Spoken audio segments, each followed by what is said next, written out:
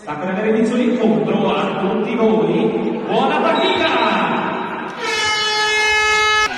Ancora che si muove, però subito il recupero di Kelly che si invola in contropiede, forse c'era un fallo, non lo fischiano gli arbitri. Pastrello che va in angolo dal capitano in 1 contro 1 con il semigancio sinistro a realizzare, che ribalta la palla fuori, capisce tutto però la difesa dell'Allianz che si invola in contropiede, con Crudo a realizzare, con Filippi che muove la palla, va da Kelly che va in 1 contro 1 e appoggia di tabelloni. Secondo me trovare un canestro adesso. Qui l'1 contro 1 di Panzera fino in fondo, parte lungo la linea di fondo, raddoppiata la difesa, la palla torna fuori, ci pensa un attimo, poi prende il palleggio, arresto e tiro, Milazzo chiama il blocco di Graves,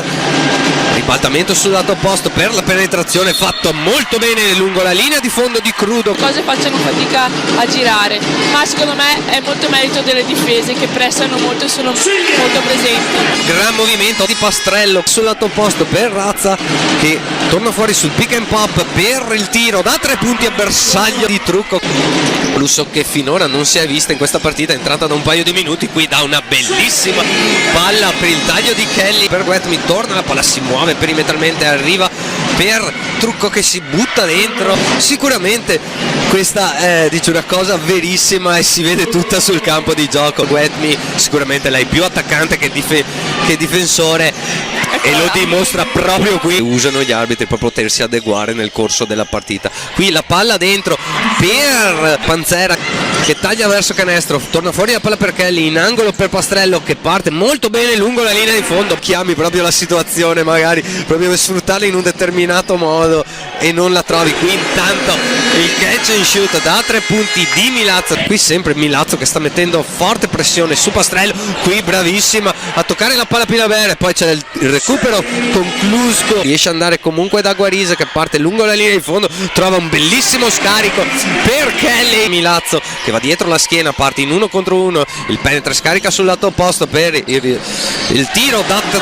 2 punti di Marcella Filippi. Fieta che aveva cominciato la stagione a Vicenza in 2 mi sembra e poi ha cambiato femminile. Qui l'1 contro 1 di Kelly che si gira sul perno, si butta indietro, rimbalzo controllato dalla formazione ospite che è già dall'altra parte con la palla in transizione per Guetmi. Qui la palla dentro appunto per Guetmi in post basso, raddoppiata dalla difesa, fuori per Panzera che prende la tripla, uscite dai blocchi, la ricezione di Guetmi che prende il catch and shoot, che pesca il taglio sotto canestro da parte di Pastrello che sbaglia, si recupera il rimbalzo, segna, subisce il fallo, dentro ancora per Razza sul mismatch, lo cercano continuamente questa situazione che porta a 2 punti, poi la torna per Fietta che gioca in 1 contro 1, torna indietro, pesca bene il taglio di Panzera di Kelly che si gira sul perno, guarda i tagli dei compagni, non trova nessuno, torna fuori da Russo che ha 4 secondi da giocare, dovrà forzare il tiro e realizza un gran canestro.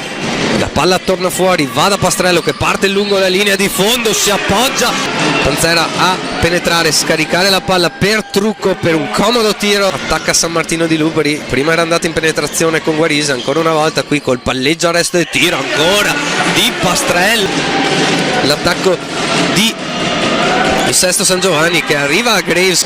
incidere in attacco in questa partita, scarica per Kelly di Razza, palla nel mezzo angolo per Graves che prende il catch and shoot, Pilabere sul lato opposto per Milazzo che prende il catch and shoot da 3 punti e sicuramente aiuta. Qui la palla fuori per il tiro da 3 punti di Trucco di Razza che va dentro ad appoggiare di mano destra, sbaglia il tiro ma bravissima Graves a rimbalzo, Succede dentro l'area, si è un po' più flottata in difesa in mezzo all'area. Qui l'1 contro 1 di Pastrello, le uscite, la ricezione di Guetmi che parte subito, va in 1 contro 1 fino in fondo ad appoggiare subito, le uscite e la ricezione di Guetmi che va in 1 contro 1, prende il palleggio, arresto e tiro buttandosi indietro, lascia 3 secondi a San Martino di Luperi, pareggio su 57, la ricezione di Milazzo che dovrà forzare, non riesce neanche a tirare, quindi overtime a San Martino. Aspetta le uscite di Milazzo che ha lo spazio per prendersi il tiro a 3 punti e realizzare una tripla importantissima. Le uscite, la ricezione di Guetmi che parte in 1 contro 1, prende il tiro, giro e tiro e gran canestro, preferisce andare dentro da Kelly che ribalta al lato per Mitchell che prende il tiro da 3 punti